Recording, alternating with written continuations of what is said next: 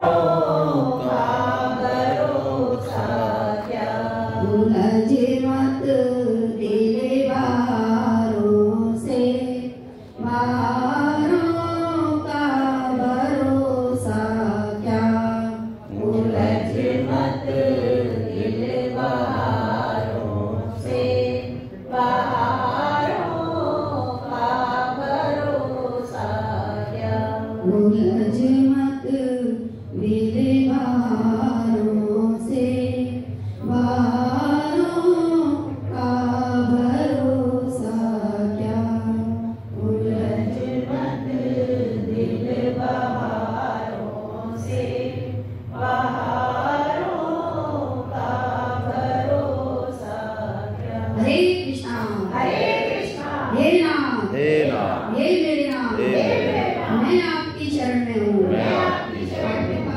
आप कृपा करें, मैं आपको भूलूं नहीं। नारायण नारायण नारायण। वसुदेव सुतं देवं कंस चाणूरमर्दनं देवकी परमानंदं कृष्णं वंदे जगद्गुरुं। आप सभी वैष्णव जनों के चरणों में वंदन। हरे कृष्णा। भगवान श्री कृष्ण की अद्भुत कृपा कि हम पुनः सत्संग के लिए इकट्ठे हो पाए। ऐसा गूगल की सर्च बताती है कि शायद 3 लाख लोग सोते तो हैं लेकिन सुबह उठते नहीं है। प्रतिदिन का आंकड़ा है ये। तो हम आज सुबह उठ गए, कोई गारंटी थी? तो पहली स्माइल बनती है ना। और फिर नाश्ते के लिए आ गए, नाश्ता अच्छा नाश्ता भी मिल गया। कोई ज़रूरी है नाश्ता मिले? हाँ, ऑफिसर होने से भी कोई फ़र्क नहीं पड़ता। ऑफिसर है तो ज़्यादा चांसेस है कि नहीं मिले। हाँ, बहुत सारी बीमारियां हैं ऊपर से आती हैं अचानक और नाश्ते को चाट जाती हैं। और उसके बाद हम सत्संग में आ गए। तो भगवान श्री कृष्ण की अद्भुत कृपा, लेकिन वो फील करने से क्रियान्वित होती है। जैसा हमने कल कहा, सर्दी है, ईंधन भी है, माचिस भी जेब में है, लेकिन युक्ति चाहिए, विवेक चाहिए कि उस माचिस की तीली को रगड़ दें तो उससे क्या प्रकट हो जाए? अग्नि। है सब कुछ, फिर भी दुख पा रहे हैं। तो कल को थोड़ा सा रिवाइज कर लें हम, क्योंकि यहाँ से जाने के बाद काफ़ी सारे इम्पोर्टेंट काम व्हाट्सएप इत्यादि में हम व्यस्त रहे होंगे। तो वो ज़रा ऊपर जो डाल दिया हमने काफ़ी सारा टनों माल, तो उसको थोड़ा सा हटाते हैं, थोड़ा सा लिंकेज हो जिससे। सबसे पहली बात हमने समझी कि मनुष्य जीवन बहुत बहुत महत्वपूर्ण है। यदि इसकी दुर्लभता, इसका पर्पज हमें समझ में आ जाए, सिर्फ इतनी सी बात, बाकी किसी शास्त्र की जरूरत नहीं है हमें। मैं आपसे पूछता हूँ, यहाँ आग लग जाए, फॉर एग्जाम्पल, टेंशन में नहीं आए, यहाँ आग लग जाए, तो अब हमको गीता का श्लोक देखना है कि यार भागते समय कौन से एंगल से उठना चाहिए, कौन से गेट से भागना चाहिए। ऐसे किसी से राय लेनी है, किसी को टेलीफोन करना है, या बस निकल जाना है कैसे भी। ऐसे ही जिस दिन समझ में आ गया कि मनुष्य जीवन बाकी 84 लाख योनियों से बिल्कुल अलग है, कुछ वीटो पावर है इसके पास जो किसी के पास नहीं है, और वो वीटो पावर इन 4 कामों के लिए तो बिल्कुल नहीं है जिनके लिए हम पूरा जीवन की एनर्जी और समय लगाते रहते हैं और अपने आप को बड़ा मानते रहते हैं, उनके लिए तो बिल्कुल नहीं है। उसके लिए तो ऐसा है कि प्रधानमंत्री मोदी जी का फ़ोन आया मेरे पास, हालांकि आएगा नहीं, मैं तो ऐसे ही कह रहा हूँ कि बताओ संतोष जी क्या करें? कि साहब बस कुछ नहीं है, ऐसा करो आप, हमारा जो है ना वो पानी का कनेक्शन नहीं मिल रहा है, वो एएन साहब ज़रा हमको दे नहीं रहे हैं, डुला रहे हैं, पीएचडी से कनेक्शन लेना चाह रहे हैं घर का, ज़रा उनको एएन साहब को फ़ोन कर दो ना आप। तो बोलो मैंने मोदी जी से जो मेरी जानकारी थी और जो मुझे मौका मिला तो मैंने ठीक यूज किया उसका, हालांकि काम तो लिया ही मैंने, कनेक्शन भी हो ही गया मेरा, यही साहब दौड़ते हुए आ गए और कर दिया कनेक्शन, लेकिन मैंने ठीक किया क्या? ऐसे ही हमको कुछ वीटो पावर मिली मनुष्य योनि में और हमने किस में खर्च कर दी? आहार, निद्रा, भय और मैथुन। कल हमने 4 चीजें बहुत अच्छे से समझी है। बढ़िया से बढ़िया आहार करने पर भी बायोलॉजी में डाइट चार्ट में इसमें सारे प्रोटीन विटामिन में पीएचडी करने के बाद भी हम पशुओं से बेहतर नहीं हैं आहार के मामले में। कल हमने ठीक से इसको इस्टेब्लिश किया था। निद्रा के मामले में भी हम बेहतर नहीं हैं पशुओं से। और भय यानी सिक्योरिटी अरेंजमेंट्स, अपना इंतजाम करना, अपने परिवार का इंतजाम करना, सातों पीढ़ी का इंतजाम करना, कहीं कोई हमारे परिवार को, हमारे शरीर को कुछ हो नहीं जाए ऐसी कोशिशें करना। हमारा परिवार, हमारा शरीर, हमारी नाम, इज्जत, मान, बढ़ाई ये हजारों सालों तक चलते रहें ऐसी गलतफहमी पालना। उसके बाद भी होना वही है जो, हाँ। तो भय उनसे हमें बहुत ज़्यादा है, बहुत ज़्यादा भय है। और जितना हम बढ़ रहे हैं आगे उतनी ज़्यादा ये नए नए तरह के डेवलपमेंट हो रहे हैं। आज अमेरिका में हमारी तरह की प्रॉब्लम नहीं है कि रोटी कहाँ मिलेगी और घर का, उनके यहाँ कुछ अलग तरह की समस्याएं हैं। उनका लेवल अलग चेंज, प्लेटफॉर्म चेंज हो गया उनका, उनके साइको मानसिक कई तरह की चीज़ें आ गई। और मैथुन, सेक्सुअल प्लीजर, उसमें भी हम पशुओं से बेहतर। तो हम बेहतर क्यों हैं और क्या करने आए, इस चीज़ पे हमको कल बहुत अच्छे से और अभी भी हमको फोकस करना चाहिए। क्योंकि हमने ये चीज़ देखी कि कोई भी चीज़ का निर्माण बाद में होता है, उसकी आवश्यकता, उसका पर्पज पहले डिसाइड होता है। बिना पर्पज के कोई चीज़ नहीं है। ये अलग बात है कि मैं उसको जानूँ ना, मैं कुछ भी उसका मिसयूज करूँ और मैं जानूँ कि ये यूज हो रहा है, ऐसा नहीं है। तो मनुष्य जीवन का कोई विशेष पर्पज है, कोई आवश्यकता है इसकी, उसी के लिए ये बना है। ये जो हम नौकरी करते हैं, बिजनेस करते हैं, परिवार, ये तो एक शरीर को चलाने का, एक समाज को चलाने का जरिया, ये हमारा मुख्य लक्ष्य नहीं है। मुख्य लक्ष्य कुछ और है। हालांकि दिख ऐसा रहा है कि यही इंपॉर्टेंट है, यही इंपॉर्टेंट है, लेकिन ना, ये इंपॉर्टेंट नहीं है। जैसे किसी बच्चे को मलेरिया हो जाए और उसको कुनैन खिलानी है। अब कुनैन होती है कड़वी, तो बच्चे को खानी नहीं है। खाएगा बच्चा? नहीं खाएगा, जब बुखार से पीड़ित है। तो उसकी मम्मी क्या करती है, उसकी माँ उससे कहती है तो बर्फ़ी खाएगा? हाँ। बुखार हो रहा है पट्टा, फिर भी क्या कहोगा? हाँ।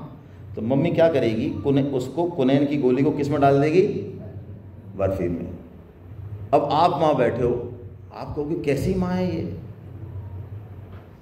ये बर्फ़ी खिला रही है बुखार में। लेकिन उस माँ का असली पर्पज क्या है?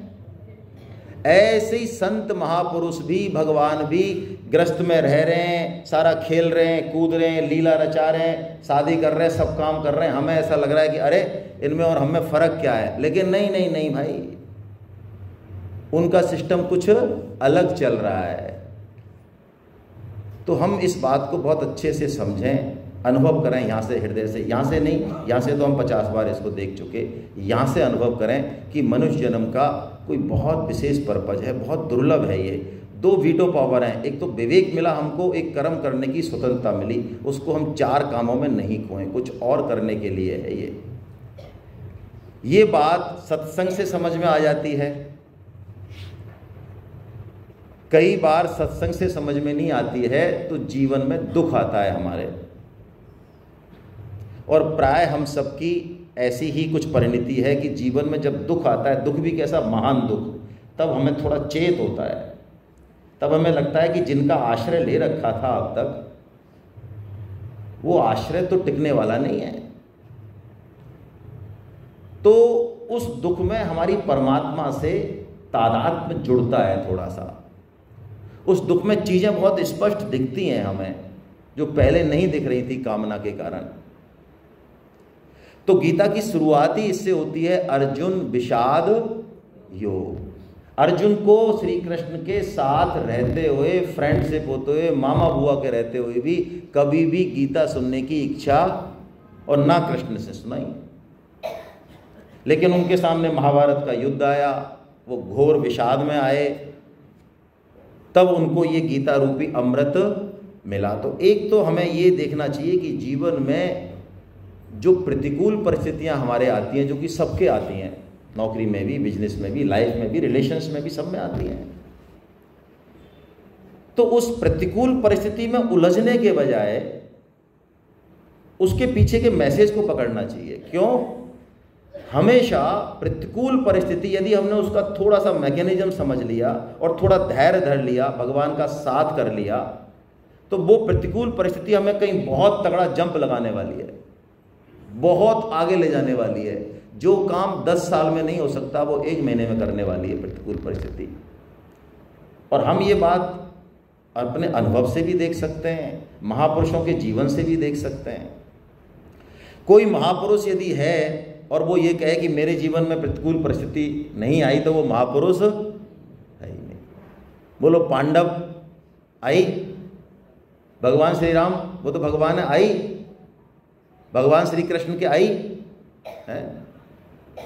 है धूप घाम पानी पत्थर है, पांडव आए कुछ सह धूप घाम पानी पत्थर, पांडव आए कुछ और निखर है, सौभाग्य न सब दिन होता है, देखें आगे क्या होता है, जब पीसा जाता इक्षुदंड चलती रस की धारा अखंड, जब फूल पिरोए जाते हैं हम उनको गले लगाते हैं। बिना प्रतिकूल परिस्थिति की रगड़ लगे बिना जीवन में उत्कर्ष संभव नहीं है। आज जो हम बच्चों को ये पैट्रोनेज दे रहे हैं खतरनाक वाला, क्योंकि दोनों कमा रहे हैं, उसका कारण यही है, उसके पीछे धन ही है। हम चाहे माने चाहे नहीं माने, अपमान लगे चाहे, जो एक्स्ट्रा पावर और पैसा हमारे पास है, पैसा है, उसके कारण हम बच्चों को इतना पैट्रोनेज देते हैं कि कहीं इनको दुख की छू ना जाए। हमारे हाथ में नहीं है भाई। ये हमने जो 25 साल का कर दिया, इसको सारे दुखों से बचाते हुए जब थपेड़ा पड़ेगा तो बिखर जाएगा ये, और जीवन थपेड़ा देगा, नियति है। हमारे माँ बाप लगते मूर्ख थे, वो मूर्ख थे नहीं भाई, उन्होंने हमें, हाँ लगते थे हमें, अब हम आ गए ना इस स्टेज पे, तो अब लगते कि यार क्या कैसे पाला, क्या हमें ब्रांडेड चीज़ें ही नहीं दी, क्या किया क्या है यार। हाँ ये हमारे बच्चों से सुन लो, किया ही क्या है आपने हमारे लिए, पैदा किया, अरे पैदा तो किया, वो हमें पता है कैसे पैदा किया आपने, बाई प्रोडक्ट है हम तो अर्जुन विषाद योग हमें सिखाता है कि हमको दुख का भी सदुपयोग करना है जीवन में, और सुख का भी सदुपयोग। और जीवन में 2 ही चीज़ें आती हैं, अनुकूल आएगी या प्रतिकूल आएगी। गीता यदि हमने नहीं समझी, नहीं देखी, तो हम सुख का भी दुरुपयोग करेंगे, अनुकूल का भी, और प्रतिकूल परिस्थिति में भी रोएंगे हम। अब इसके लिए भगवान ने आगे की यात्रा शुरू करने के लिए हमारा हमसे परिचय कराया सबसे पहले, कि अर्जुन तेरे को मैं बताता हूं तू है कौन। क्योंकि जब तक गलत मान्यता रहेगी, गलत परिचय रहेगा, तब तक सब कुछ गड़बड़ होने वाली है। जब तक हमको यही नहीं पता कि हम हैं कौन, मूल में ही हमने भूल कर दी, तो सब कुछ गड़बड़ है। कल हमने समझा, मैंने पहला अंक गलत पढ़ लिया, अब मैं कितना ही एक्सपर्ट हूँ, मेरे हाथ में चाहे कैलकुलेटर है, चाहे कंप्यूटर है, कुछ भी है, और मेरा जोड़ कभी गलत नहीं होता, लेकिन मैंने मूल में भूल कर दी, पहला अंक गलत पढ़ लिया, तो मेरा सारा जोड़ गलत लगने वाला है। ऐसे यदि हमने खुद का परिचय प्राप्त नहीं किया, ये नहीं समझा कि हम हैं कौन, तो हमारा सारा ज्ञान, सब कुछ, सत्संग सब खराब हो जाएगा। तो भगवान ने सांख्य योग के माध्यम से हमको सबसे पहले ये बताया कि हम हैं कौन। हम शरीर हैं अथवा शरीर को जानने वाले हैं। शरीर बदल रहा है, पहले छोटा सा था, फिर किशोर हुआ, जवान हुआ, बूढ़ा भी हो रहा है। इन सारी अवस्थाओं में जो बदल रहा है, इनको जो जानने वाला है वो बदल नहीं रहा, वही हैं हम। उसका नाम चाहे कुछ भी रखें, गीता नाम से ज़्यादा कोई उलझती नहीं उस पर। हम शरीर नहीं है, बस ये ठीक कर लें। अब हैं क्या वो तो देखेंगे आगे, आत्मा है, पर वो जो भी है वो झगड़ों में हम नहीं पड़े। हम शरीर नहीं है, ये भगवान ने बता दिया हमको बहुत अच्छे से। और इस बात की हम जागृति रखें हमेशा कि ये शरीर लगातार छूट रहा है। एक बार परम सद्य स्वामी जी महाराज से पूछा कि साहब आप गीता में रोज़ कह देते हो शरीर से आसक्ति मत रखो, परिजनों से आसक्ति मत रखो, घर वालों से आसक्ति मत रखो। इससे आसक्ति छूटती है क्या कोई? आप तो कह देते हो। तो परम श्रद्धेय स्वामी जी महाराज ने उस दिन कहा कि आप 10,000 लोग सुन रहे हो, आप में से कोई खड़ा होके बजाय, एक जना खड़ा हो जाए मेरे सामने जो ये कहे कि मैं आसक्ति को रख सकता हूं।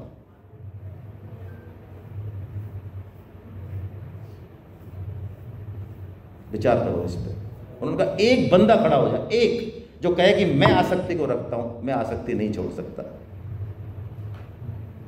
अच्छा, पहले आज से 50 साल पहले बोलिए, हम अपने फ्लैशबैक में जाएं, हमारी अपनी माँ से कितनी ममता थी? बोलो, माँ यदि 2 मिनट छोड़ जाए तो हमारी क्या हालत होती थी?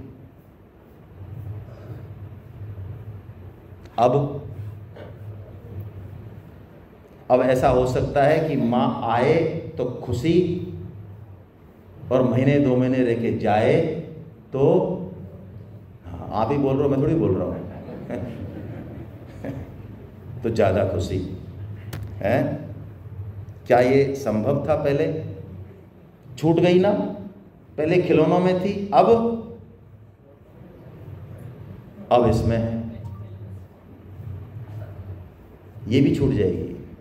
अब कहने का मतलब क्या है, समझना क्या है, सारी चीजें, सारे रिलेशन, सारी आसक्ति स्वतः ही छूट रही हैं, हमें नहीं छोड़नी, हमें नहीं छोड़, छूट ही रही हैं। बस हमें तो इस ज्ञान का थोड़ा सा आदर करना कि छूट ही, इस शरीर ही छूट रहा है, हिम्मत नहीं है हमारी कि पकड़ लें इसको। बोलो, हिम्मत है? एक बाल भी यदि सफेद होता है तो हमसे पहले कोई एप्लीकेशन देता है कि भाई साहब सफेद हो जाए, आप ऑर्डर करो, तो बोलो ये शरीर बूढ़ा होने से पहले पूछता है हमसे कि भाई साहब अब हम थोड़ा बूढ़ा होना चाहते हैं, आपकी क्या आदेश है? बोलो, ये कंट्रोल में हमारे? ये छूट ही रहा है, हमारा है ही नहीं भाई। हाँ, मिला है, बिल्कुल मिला है, किस लिए मिला है वो भी बात है, लेकिन हमारा नहीं है।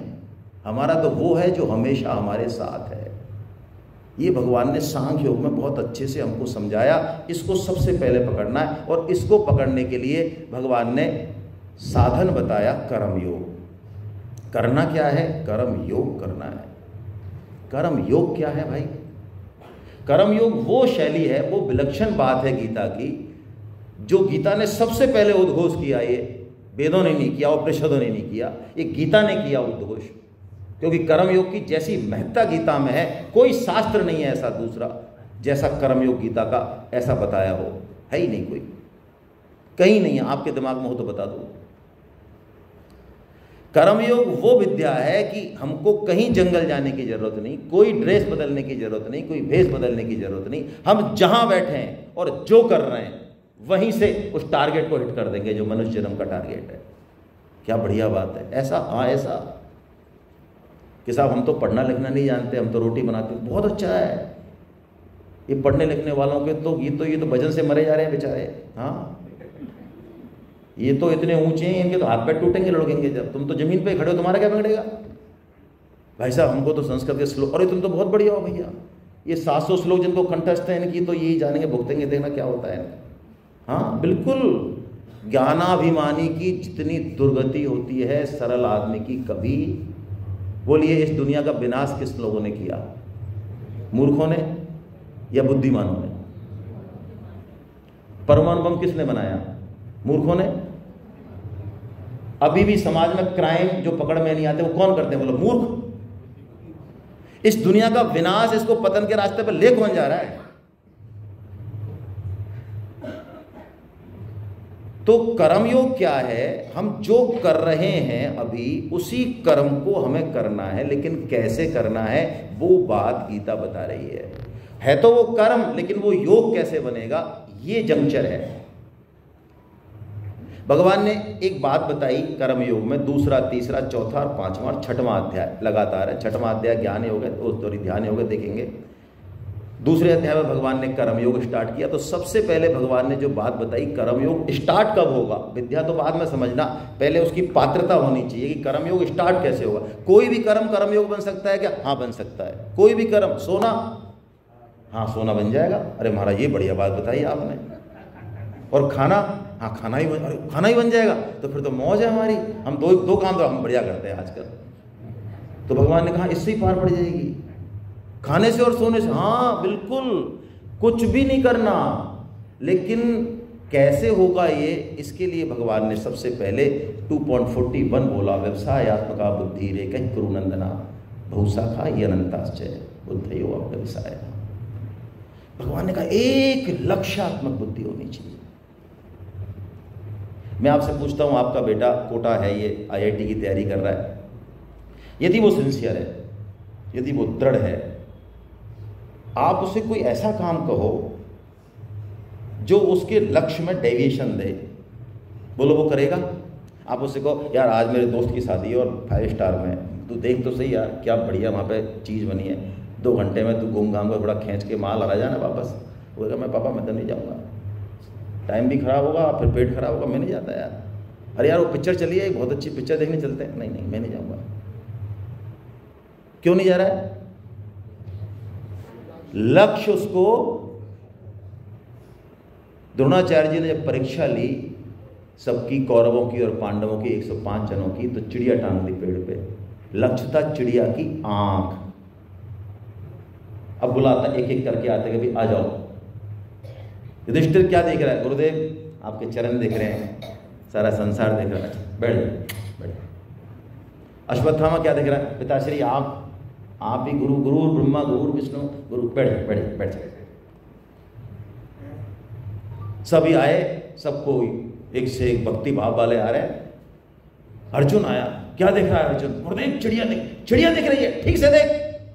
गुरुदेव सिर्फ चिड़िया की आंख दिख रही है, संपूर्ण जगत खत्म हो गया, कुछ नहीं है, जगत है मेरे को नहीं दिख रहा, सिर्फ आंख और आंख, कुछ नहीं इसके अलावा, ना पेड़ है ना चिड़िया है ना गुरुदेव, कुछ नहीं है, मैं खुद भी उसी रूप में हूं, चला बांग, खत्म।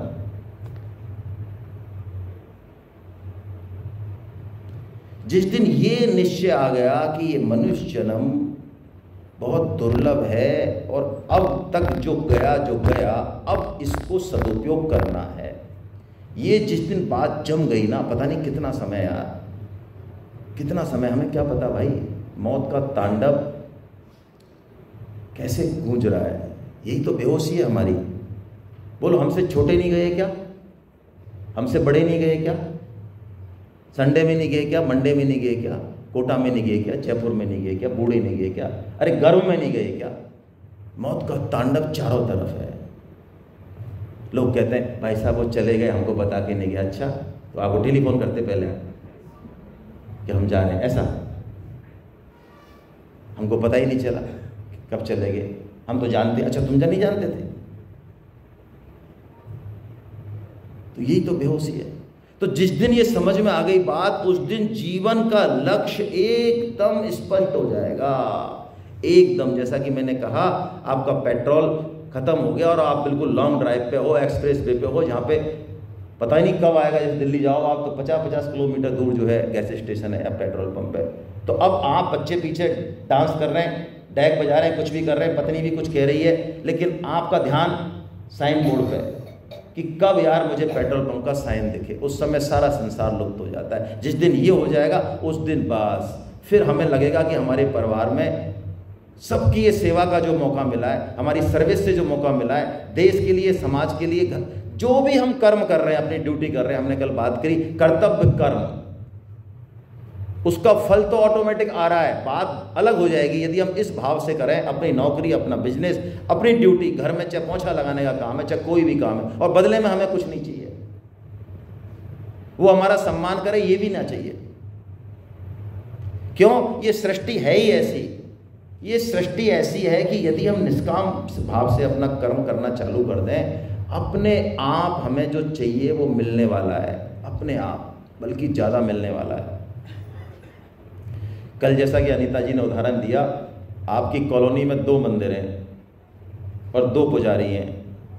एक पुजारी जब भी जाते हो वो डिमांड करता है, अरे आपने पिछली बार बहन जी बढ़िया साड़ी दी थी, इस बार हमें ज़रा कोटा डोरिया दे दो ना, थोड़ा सा वो 1 किलो घी ले आओ ना, ऐसा वो ले आओ ना। और एक ऐसा है, आप उसको धोती ले जाओ, रुमाल ले जाओ, पुजारी वो कहता है कुछ नहीं भाई, हमें नहीं चाहिए, हमें क्या करना है, आप ले जाओ, हमें नहीं चाहिए भाई, हमारे पास बहुत है। अब मैं आपसे पूछता हूं, आप किसको देना पसंद करोगे? जो मना करता है। बताओ, ऐसे ही है ना हम सब? तो भाई प्रकृति कैसी है? और प्रकृति में कोई ऐसा व्यक्ति है जो खाऊं खाऊं खाऊं है, उससे चीजें छिप जाती हैं। हाँ, मैं बिल्कुल भागवतम की बात बता रहा हूं, बहुत सत्य। प्रकृति को लालची व्यक्ति पसंद नहीं है, वो चीजों को छुपा लेती है। राजा पृथु के प्रकरण में देख लो आप। और यदि कोई निष्काम व्यक्ति है तो प्रकृति अपनी चीजें ऐसे देती है खोल के उसको, और बल्कि लालायत रहती है कि ये मेरी चीजों का उपभोग कर ले तो मैं तृप्त हो जाऊं। आपके घर में मिठाई का डिब्बा आया, एक बेटा ऐसा है जो शाम तक चट कर देगा, उसको खुद का हिस्सा भी ले लिया, भाई बहन का भी हिस्सा ले जाएगा पट्ठा, और उसके बाद चोरी और करेगा। एक तो ऐसा है। एक ऐसा है जिसको कोई लेना देना नहीं है, उसका हिस्सा भी वो मुश्किल से खाएगा, माँ खिलाएगी तो, और उसको लेना देना नहीं है, पड़ा रह जाए। अब मैं बताऊं, आप कब खुला छोड़ोगे? आपको बाहर जाना है माँ को, और मिठाई का डिब्बा वो कब छोड़ेगी ट्रिप उस पर? उसके सामने तो छोड़ देगी जो निष्काम है, और मतलब बाहर जाना उसके सामने छोड़ देगी जो कौवा है, ताले में बंद करके जाएगी। उसको पता है कि ये बहुत गड़बड़ आदमी है। तो कर्म योग में हमें अपनी ड्यूटी एज इट इज करनी है, पूरी तत्परता से करनी है, बदले में हमें कुछ चाहना नहीं है। यदि हमने ये काम कर लिया तो हम हर काम को कर्मयोग बना सकते हैं। परम श्रद्धेय सेठ जी महाराज जो गीता प्रेस के संस्थापक थे, आपको मैं एक चीज़ बताऊं, आपको आश्चर्य होगा, उन्होंने इस चीज़ को जी के दिखाया। हमारे लिए ये लगता है कि नहीं होगा, ऐसे कैसे होगा, हम निष्काम हो जाएंगे। परम श्रद्धेय सेठ जी महाराज कपड़े के बहुत बड़े व्यापारी थे, और आपको आश्चर्य होगा ये सुन के, उनको ये पता रहता था कि इंटरनेशनल मार्केट में कपड़े की जो रेट्स हैं वो गिरने वाली हैं, या एक आइडिया रहता है लोगों को, बड़े लोगों को। तो यदि रेट गिरने वाली होती थी और उनके पास उस समय कोई कस्टमर आता था दुकान पे, तो वो कहते थे, अच्छा महाराज हमें 30 मीटर कपड़ा दे दो हमारे साथ में। 30 मीटर? अरे क्या 30 मीटर का क्या करेगा, फालतू वेस्टेज करता रहते हो ऐसे, फिर ले जाना, दुकान कोई बंद हो रही है, ले 10 मीटर ले जा। क्यों? हाँ, जब वो रेट गिरेंगी, जरूरत पड़ेगी तो सस्ते में चला जाएगा। और मान लो उनको पता है कि रेट हाई होने वाली है, और वही व्यक्ति मांगे 30 मीटर, अरे क्या यार इतनी कंजूसी करता रहता है, बहन बेटी को देना है, खुल के दे, और कपड़ा खराब होता है, कपड़ा 50 ले जा, पड़ा रहेगा, फिर काम आ जाएगा, उसको 50 देते। तो दिवालिया हो गए होंगे? हेलो, हमारे हिसाब से हो जाने चाहिए, हमारी खोपड़ी से तो हो ही जाने चाहिए। अब मैं इसका प्रैक्टिकल करके बताता हूँ। आपको कोई फल वाला, सब्जी वाला, वो खराब चीज़ होती है तो आपको देता नहीं है, कहता है भाई साहब बहन जी आपके लिए नहीं है ये, रेट भी ठीक लगाता है, तोलता भी सही है, और एक कोशिश करता है कि टिका दे आपको कैसे भी। आप किसके पास जाना पसंद करोगे? अच्छा, वहाँ पे 2 मिनट खड़ा रहना है तो भी खड़े रहोगे? कभी घाटा नहीं होगा। ये कर्म योग है। कर्म योग यहीं से शुरू होगा जहाँ से हम हैं, कहीं बाहर नहीं जाना, इसी घर से होगा। और जिसने घर वालों की सेवा नहीं की, यदि कोई अच्छा कर्म योगी है, परम श्रद्धेय तायल साहब कहते थे, उसको अपने घर में पत्नी की सेवा करने में कोई दिक्कत नहीं आएगी, उसका अहम आड़े नहीं आएगा। यदि जरूरत है, मौका है, तो वो पत्नी की सेवा कर सकता है। बाहर तो सेवा बहुत लोग करते हैं, क्यों? बाहर तो चीफ गेस्ट बनाए जाते हैं, और वहाँ तो फेंटा पहनाया जाता है, और लोगों में एक होती है वाह वाह कितने अच्छे आदमी हैं, इतना दान दे दिया, इतनी सेवा कर रहे हैं, सबको खाना खिला रहे हैं। वहाँ तो मान बढ़ाई का एक झंझोला है, वो घुमाए रखता है आदमी को, है ना। और घर में सेवा करोगे तो लोग कहेंगे अच्छा पोछा लगाते हो आप, अरे यार पोछा लगाता है। लेकिन जो कर्म योगी होगा वो अपने घर से सेवा की स्टार्टिंग करेगा, उसको कोई दिक्कत नहीं है किसी के प्रति भी अपना कर्तव्य पालन करने में, ऐसा भगवान ने बताया। और अर्जुन ने प्रश्न पूछा 5वें अध्याय में कि इन दोनों में से श्रेष्ठ कौन सा है, ज्ञान योग में से और कर्म योग में से? तो भगवान ने कहा कि कर्म योग श्रेष्ठ है तेरे लिए। क्यों? तेरे अंदर आसक्ति है अर्जुन, तेरी पकड़ बहुत गहरी है, तू छोड़ नहीं पाएगा, ना स्वजनों के प्रति आसक्ति छोड़ पाएगा, ना धन के प्रति, ना मान बढ़ाई के प्रति। वो छूटेगी कैसे? ज्ञान से नहीं छूटेगी। तेरे में पात्रता नहीं है, तेरे मतलब हम में। तो तू सेवा कर। कर्मयोग सेवा और त्याग का नाम है। जितना सामान हमारे पास है, जो विद्या हमारे पास है, सबके पास कुछ ना कुछ एक्स्ट्रा है। हम सबके पास, किसी को विद्या दी, किसी को धन दिया, किसी को बल दिया, किसी को पद दिया। भगवान ने सबको कुछ ना कुछ दिया है, और इतना दिया है कि उससे हम अपना पेट पाल लें, परिवार का कर लें, उसके बाद भी बहुत बचता है हमारे पास। तो जो बचता है वो किस लिए है? वो कर्म योग के लिए है। और यदि वो कर्म योग नहीं हुआ तो वो नष्ट होगा, वो हमारे ऊपर ऋण रह गया, उसको चुकाना तो पड़ेगा। और ऋण चुक गया, सेवा हो गई यदि किसी की भी, बहुत आत्मिक शांति आती है। आपने कभी लोन लिया है बैंक से? तो मान लो अंतिम किस्त भरो आप, अंतिम चेक काटो, उस दिन कैसा लगता है? तो बस कर्मयोगी ऐसे मस्त रहता है। वो ये नहीं रहता काम के बोझ से, हैं? वो कौन सा डायलॉग था वो, काम के बोझ का मारा पीले सिंकारा, कौन सा था, क्या था वो? हाँ, कर्मयोगी तो आनंदित रहता है ऐसे कि यार बस सेवा ले ली मेरे से किसी ने। और स्वामी जी महाराज कह रहे हैं आज जमाना बड़ा अच्छा है। हम तो क्या कहते हैं, जमाना बड़ा, स्वामी जी कहते हैं जमाना बड़ा अच्छा है। क्यों? स्वामी जी कहते हैं पहले लोग सेवा लेते नहीं थे, एक दूसरे के खाते नहीं थे, दूसरे सेवा नहीं कराते थे। नहीं नहीं नहीं, हम अपना प्लेट खुद रखेंगे, नहीं नहीं हमारे पैर मत दबाओ। आजकल लोग कहते हैं हाँ नहीं भाई साहब आने दो, कोई दिक्कत नहीं है, आप भी काम करते रहो, हम तो थोड़ा सा समाधि में हैं। तो आज सेवा करना बहुत आसान है, लोग तैयार हैं सेवा लेने के लिए। तो जमाना बहुत अच्छा है, भगवान ने ये बात कही। और अंत में भगवान ने ध्यान योग बताया। ध्यान क्या है? ये मन जो है ना, जहां जा रहा है वो कहाँ जाता है, ये मन, इसको क्या आदत लगी हुई है, ये कैसे परमात्मा में जाए, ये जो मैकेनिज्म है ये ध्यान है। हमको विषय भोगों की आदत है, कब से? पुराने जन्मों से। इसलिए अभी हमारी जो स्थिति है वो ये है कि हमारा मन कहाँ जाता है? कहाँ जाता है? विषय भोगों में जाता है। किसी को व्हाट्सएप देखने के लिए या विषय भोगों में कैसे मन लगे, इसके लिए ट्रेनिंग देने की जरूरत है, गीता सेमिनार करने की जरूरत है कि व्हाट्सएप 3 घंटे तक कैसे लगातार देखें, इसके लिए हम एक सेमिनार करते हैं, आज वर्कशॉप करते हैं। जरूरत है? कोई जरूरत नहीं है, आदत है पहले से हमें तो बहुत तेज। तो इसको, मन को कैसे भगवान में लगाएं, तो इसके लिए स्वामी जी ने एक टेक्निक दी। क्या टेक्निक दी? बहुत प्यारी टेक्निक है। देखिए, सगाई होती है, मान लो बच्चे बच्चे की, है ना, लड़के लड़की की सगाई हो गई। अब सगाई से एक दिन पहले की बात बता रहा हूँ, आजकल तो खैर परिचय हो जाता है और फोटो आ जाती है और रात दिन चैटिंग वेटिंग होती रहती है। पहले सगाई से पहले एक दूसरे से मिलते ही नहीं थे, थोड़ा बहुत देख लिया, ऐसे देख लिया, अलग बात है। अब सगाई हो गई। अब सगाई होने के बाद इससे पहले कोई पता नहीं था उनका आपस में कि ये भाई साहब का क्या हो रहा है ना, बुखार हो रहा है, टांग टूट रही है, कोई लेने देना नहीं। अब संबंध जुड़ा तो अब मन में क्या आने लग गया उनकी, हाँ, मन उनकी तरफ जाने लग गया, दोनों तरफ से।